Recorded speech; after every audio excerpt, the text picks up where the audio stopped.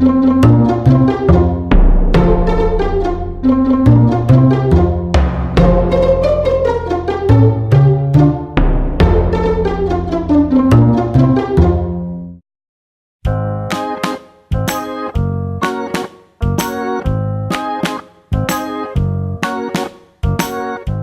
que vamos a hacer es los ingredientes con el agua, la harina y el aceite. Vamos a hacer una masita.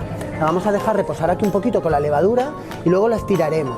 Y ahí formaremos una base como una base de pizza y cortaremos todas estas verduritas frescas que tenemos aquí en un corte de Macedonia, unos cuadraditos pequeñitos así.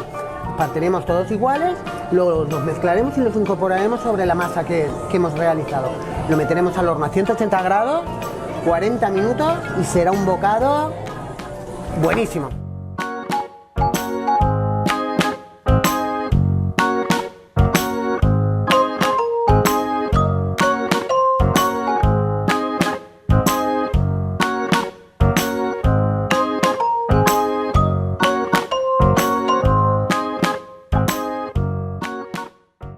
Bienvenidos al nuevo Worten.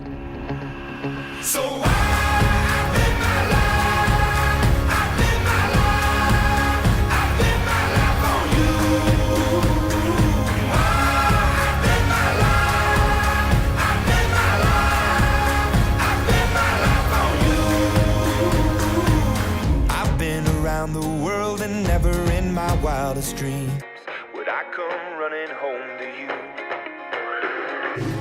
I've told a million lies, but now I tell a single truth. There's you in everything I do. Now remember when I told you that's the last you'll see of me. Remember when I broke you down to tears. I know I took the path that you would never want for me. I gave you hell through all the years. So I've been my life, I've been my life, I've been my life on you.